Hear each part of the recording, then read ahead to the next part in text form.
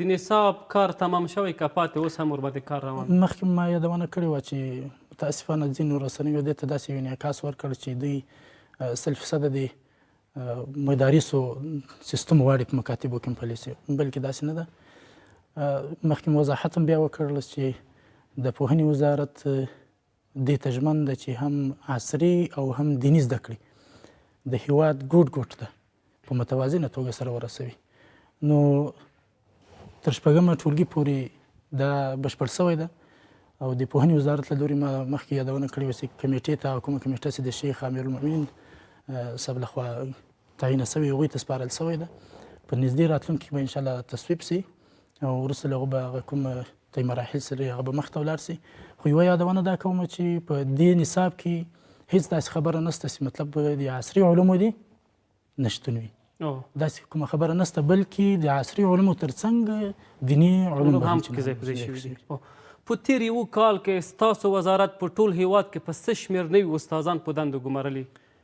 په ټوله کې موږ داسې ویلی سو الحمدلله چې 40,000 شاوخوا موږ استادان ګمارلي دي په تېرو کلونو کې. دا چې ما اوس احصایه راوغوښتله په دې احصایه ته په کتو سره موږ 15,000 شاوخوا نوي سږ کال او مخکیني کلونو بغیر سږ کال موږ 15,000 استادان په دندو ګمارلي دي. هغه استادان دي چې هغوی تر امتحان ته الفلټر وتلي دي، یعنې هغه کسان دي چې هغوی یا ریزرف دي او یا د لرې پرتو سیمو دپاره د پوهنې وزارت محترم مشرتابه له لوري یو طرزالعمل جوړ شوی دی، هغو مطابق په لرې پرتو سیمو دپاره به ازموینه اخیستل کېده.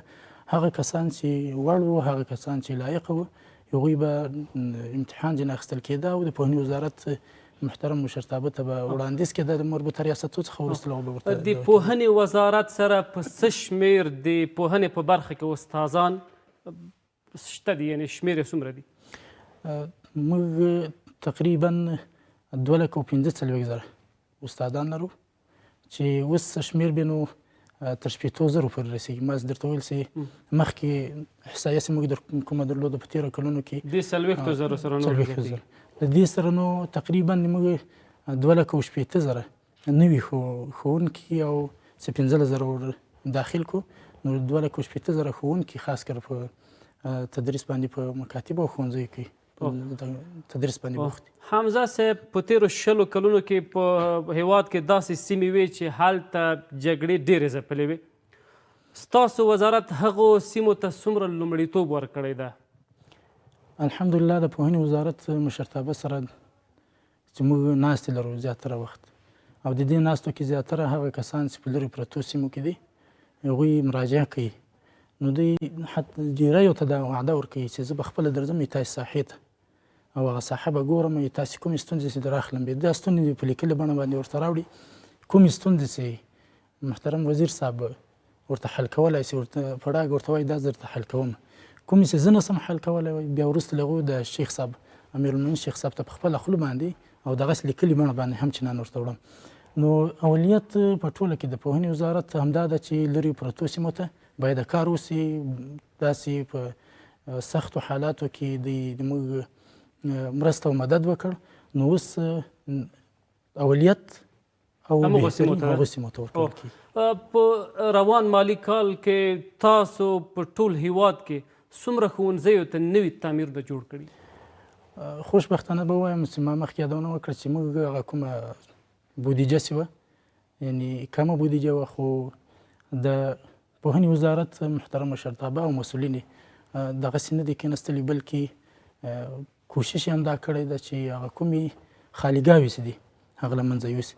نو په دغو پار باندې الحمدلله د پوهنې وزارت له لوري د خیریه بنسټونو په مرسته او د ملي سوداګرو په مرسته باندې ما نن تقریبا 6 میاشتې مخکې مې یې احصایه راغوښتلې وه ټولو ولایتونو څخه او د دې ترڅنګ په اوس کې مې بیا ځلې دا احصایه ټولو ولایتونو څخه راغوښتله چې موږ څومره ښوونځي او مدارس په سږ کال کې جوړ کړي دي، څومره په معیاري توګه باندې ودانۍ جوړې شوي دي. تقریبا 650 ښوونځیو دپاره موږ ودانۍ جوړې کړي دي او څومره مدارسو ته او دغو کې مدارس هم چنان شامل دي، خو د مدارسو کومه دغسې ده هغه یو څه ناڅه کمه ده پکې، د ښوونځیو دپاره زیاتره کومې دغه ودانۍ جوړې شوي. دغه ښوونځي اکثره په کومو سیمو کې جوړ شوي؟ هغه سیمې چې جګړه ځپلې وي؟ بالکل معمول ما مخکې درته وویل چې موږ هم دا تمرکز دا ده کومو سیمو کې چې خلک له زده کړو څخه محرومه، خلک له کوم خپل حق سي ول هغو څخه محرومه، نو هغو ته ډېره پاملرنه سوې ده او هغوی ته دا کار سوی ده. په لرې پرتو سیمو کې داسې سیمې هم شته، داسې ښوونځي هم شته چې هغوی د کتابونو له کمښت سره مواجه دي یا مخامخ دي. تاسو دغه ستونزو ته څومره رسېدنه کړې؟ دا تقریبا داسې یو 15 ورځې مخکې ما له ټولو رئیس صاحبانو سره ولایتي رئیسانو سره ناسته درلوده، ځانګړې ناسته مو ورسره وکړه. نو هر رئیس صاحب سره چې ما خبره کوله یعنې هغوی دغه کمښت راته ویل چې موږ کتابونه نسبتا کم دي. نو خو الحمدلله بیا ځلې دې ته د پوهنې وزارت ډېر کار کړی ده. په شاوخوا 20 وختو کې موږ 38 میلیونه کتابونه د سراسر هېواد ته لېږولي دي او هلته مو تر مکاتبو پورې انتقال کړي دي.